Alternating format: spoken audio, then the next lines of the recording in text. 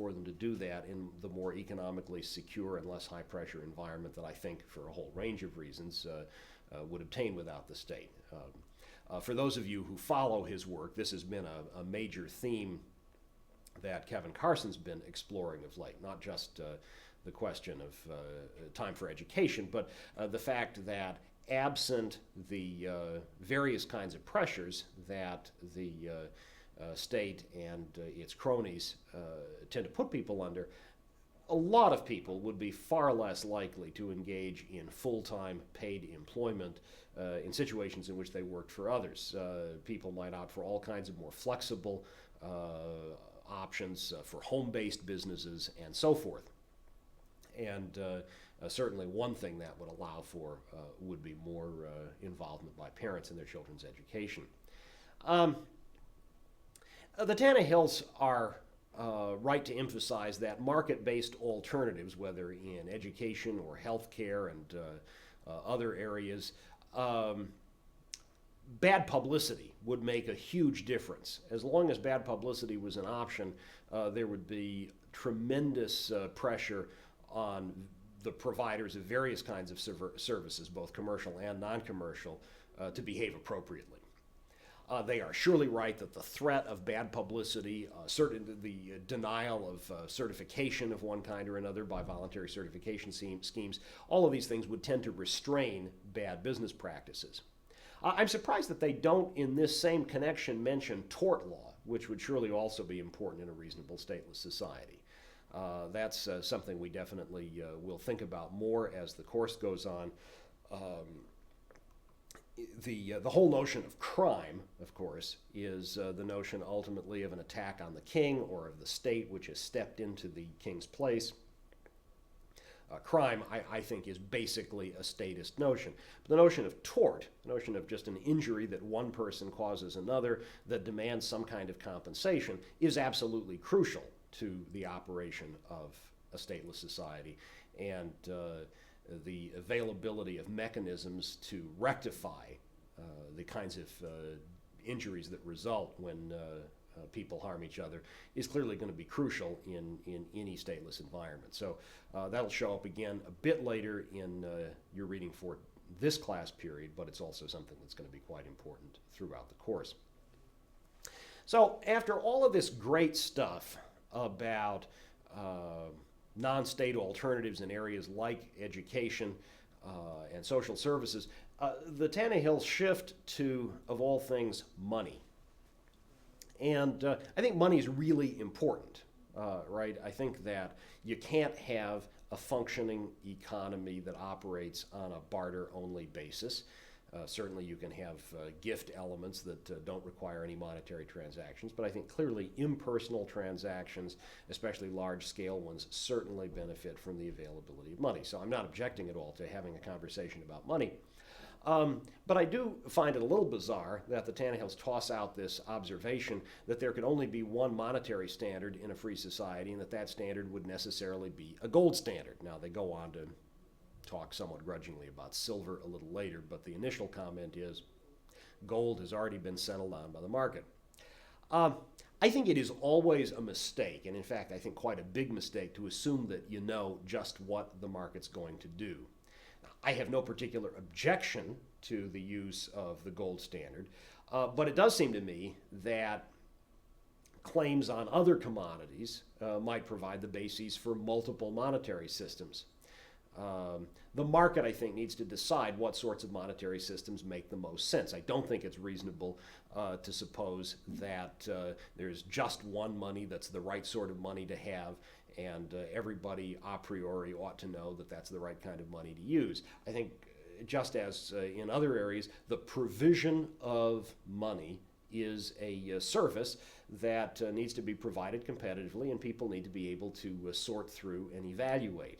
The market will keep currency values fixed at appropriate levels if there are competing currencies. Some of these currencies may, some doubtless will be gold-backed. And perhaps my friend Stephan Kinsella really is right that gold will win out, so that ultimately all currencies will be gold-based. But I don't think we know in advance that that's right.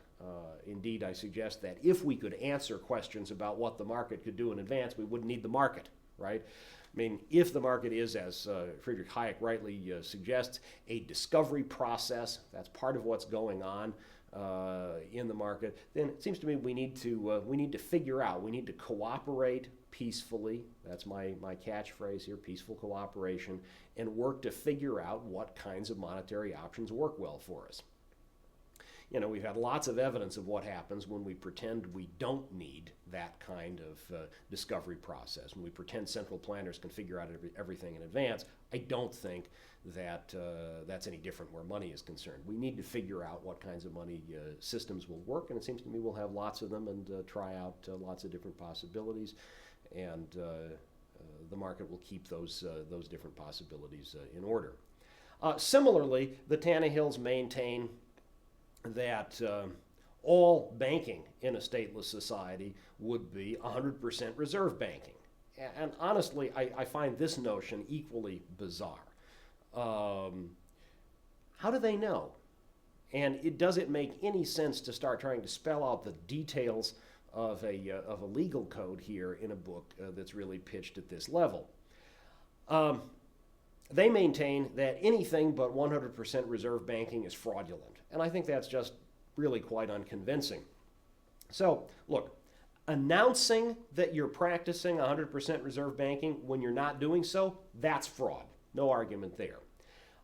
However, making contractual arrangements with those with whom you do business in a way that makes clear that you're not practicing 100% reserve banking, that's just one business model. If you say, look, lend to us and understand that we're going to be lending your money out, okay?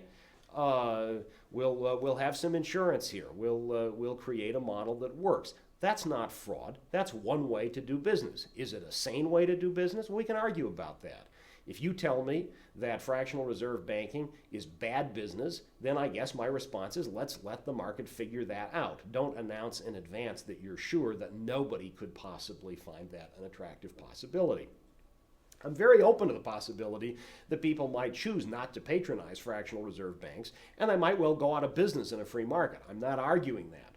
But to say that you know this in advance seems to me at least to reflect far too much confidence in your own judgment about what people might do, especially since the market does seem to value fractional reserve banking now, even as people clearly know that that's what's going on. Some of you will have read a column from a month or so ago in which the economist Steve Horwitz talks about bringing this up with his 14-year-old daughter, who just says without a second thought, but everybody knows that your money isn't just sitting in the bank's lending it out and making money on it. I think if Steve's 14-year-old daughter knows that, other people know it, and that means that the claim that they're being defrauded, I think, is just silly. In any event, how people go about storing their wealth and in other ways organizing their economic lives is dependent a lot on what kinds of property rules obtain in a society. And so it's not surprising that property is the focus to which the Tannehills turn next. Now, societies over time have had lots of different rules governing property arrangements. And it seems to me that that's pretty understandable, and it's unrealistic to suppose that there's just one model, just one right system of property rules that you might encounter. There are all kinds of options that I think are reasonable, but I suggest the range of options is constrained by a set of overlapping rationales. These are rationales which simultaneously limit the kinds of property rules that there could be, and thus in the same way limit the kinds of claims that people can justifiably make. And I won't spend a lot of time going through these in detail because this isn't really the focus of the Tannehills here. But first of all, of course, autonomy, right? It's a good thing to have some autonomy, to have the ability to make decisions about your own life.